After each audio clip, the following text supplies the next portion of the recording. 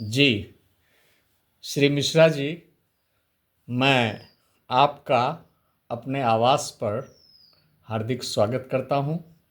मुझे बड़ी प्रसन्नता हुई है कि आपने अपने व्यस्त समय में हमारे लिए समय निकाला, हमारे घर पर आए और जैसा कि मैं देख रहा हूँ कि आपके आने से मुझे आध्यात्मिक रूप से काफ़ी कुछ सीखने को मिलेगा, क्योंकि आपने जीवन में आध्यात्मिक प्रकाश प्राप्त किया है।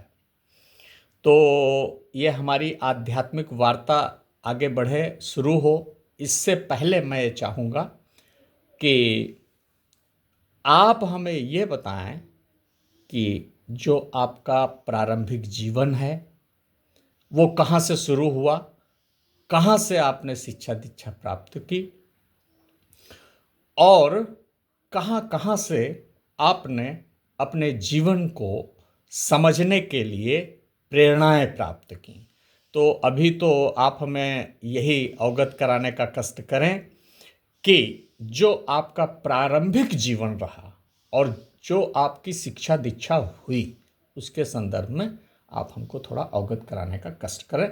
मैं आपका अपने आवास पर बहुत बहुत स्वागत करता हूँ। जी, मेरा जन्म सीतापुर डिस्ट्रिक्ट में एक ग्राम में हुआ। हमारे माता पिता वहीं के लैंड होल्डर्स थे।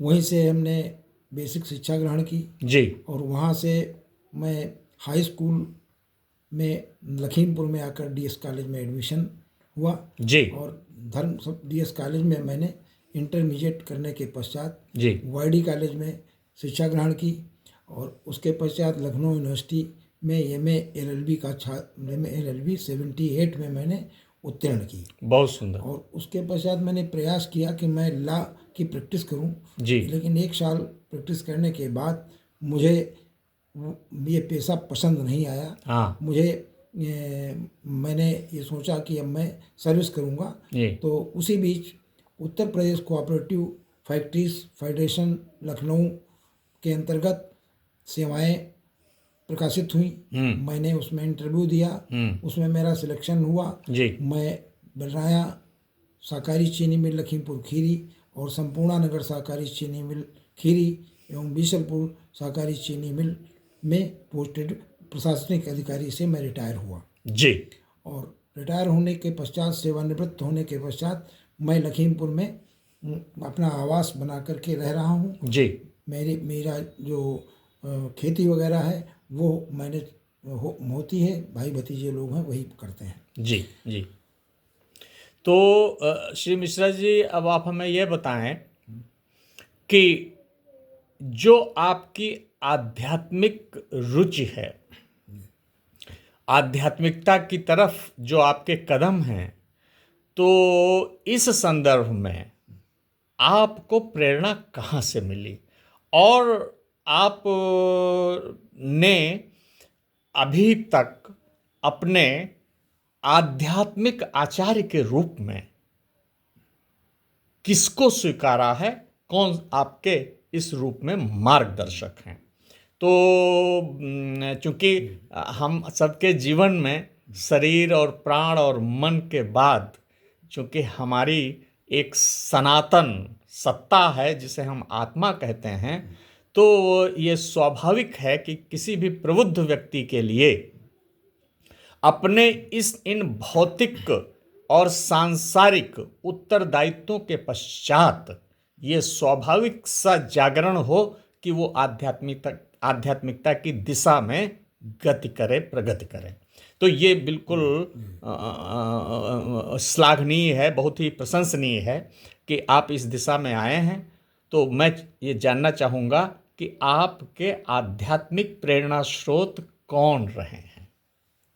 मेरा एक गोपवीर संस्कार होने के पश्चात मुझे पंडित श्री राम शर्मा आचार्य से प्रेरणा मिली कि ब्रह्मत्व के लिए गायत्री का उपासना करनी चाहिए। मैं उससे जुड़ गया और उसके पश्चात स्वामी श्री रामकृष्ण परमहंस जी और विवेकानंद जी से मुझे काफ़ी मतलब मार्गदर्शन मिला। संत कबीरदास के ग्रंथों को पढ़ने के पश्चात मैं उनसे भी इंस्पायर हुआ और समय समय पर स्वामी पथिक जी महाराज, जी जी, स्वामी पाराशर जी महाराज, ये लोग आते रहे यहाँ प्रवचन। इनका सुनकर मैं उधर प्रेरित हुआ और मैंने ये समझा कि ये सेवा करने के पश्चात, सेवानिवृत्त के पश्चात जो आध्यात्मिक लाइन में जुड़ना, ये जीवन का मुख्य उद्देश्य मैंने बना लिया जी, जिसमें मैं यहाँ लखीमपुर में पंडित सूर्यनारायण चैरिटेबल फाउंडेशन से जुड़ गया और उसमें कैलाश नारायण तिवारी जी जो गीता पे बहुत अच्छा ज्ञान रखते हैं उनसे, और बीपी त्रिपाठी जी और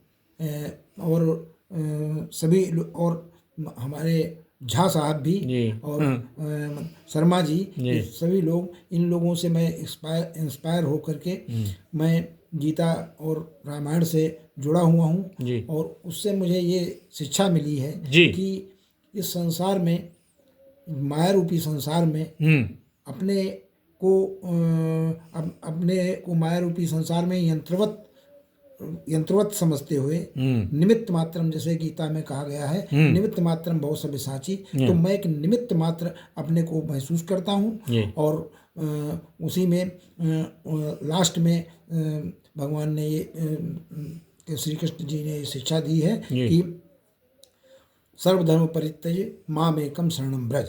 तो अब सब चीज को त्याग करके मैं उनके शरण में हूँ और उसी लाइन पे हूँ और सभी के सत्संग में रहता हूँ, जिससे मैं ये सभी को संदेश भी देता हूँ कि जीवन का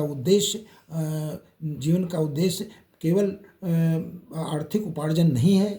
इसके ऊपर उठ करके जिस परमात्मा ने हमको पैदा किया है तो हम परमात्मा की शरण में जाएं और उधर ही अपना मार्ग देखें और धन उपार्जन ये सब चीज़ें माया रूपी चीज में उसमें संसार में करते करते ये तो हम अब इस नतीजे पर पहुँचे हैं कि अब केवल एक ही ईश्वर की का आराधना और उन्हीं के शरणागत होना, ये मेरा लक्ष्य है। और मैं यही सभी से कहता हूँ, सभी लोग परमात्मा के शरण में नतमस्तक होइए और समर्पण होइए, जिससे मार्गदर्शन मिलेगा और उसी से मुक्त का मार्ग प्रशस्त होगा। जी मिश्रा जी, आपने बहुत ही अच्छी जानकारियां अपने बारे में दी हैं, लेकिन मैं ये जानना चाहता हूं कि अगर जीवन में आपको कोई विशिष्ट आध्यात्मिक अनुभूति हुई हो तो उसका भी थोड़ा सा उल्लेख करने का कष्ट करें।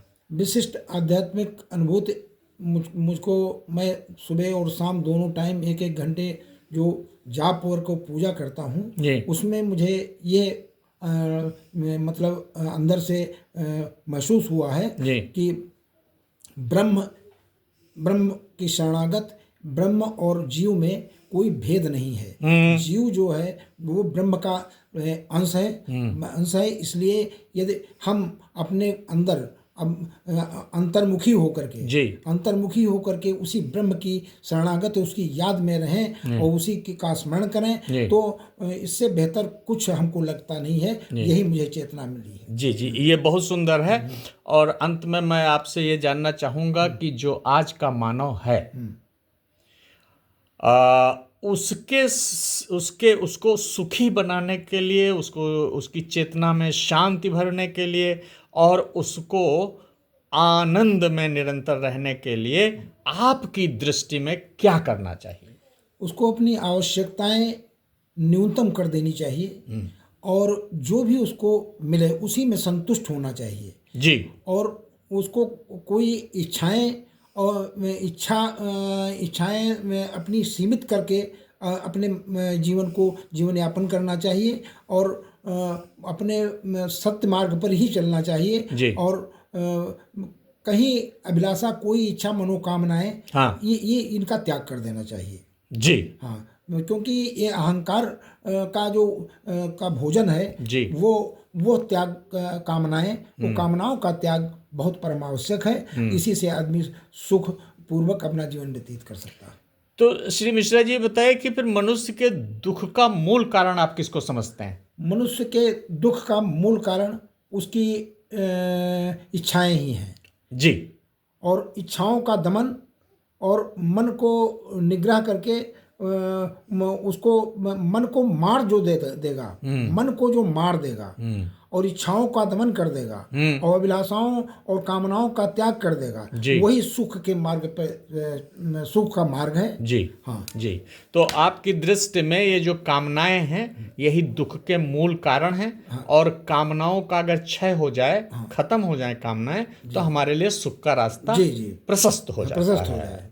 तो आपसे मिलके और आपसे ये परिचर्चा, आध्यात्मिक परिचर्चा करके हमें बहुत ही सुखानुभूति हुई है। मुझे बहुत ही अलौकिक रस मिला है और मैं आपका श्री मिश्रा जी बहुत बहुत आभार व्यक्त करता हूँ और आपका मेरे आवास पर आने के लिए बहुत बहुत आभार और आपको बहुत बहुत धन्यवाद देता हूँ। मैं भी अपने को बहुत गौरवान्वित महसूस करता हूँ। आपका बहुत बहुत धन्यवाद। जी जी, थैंक यू।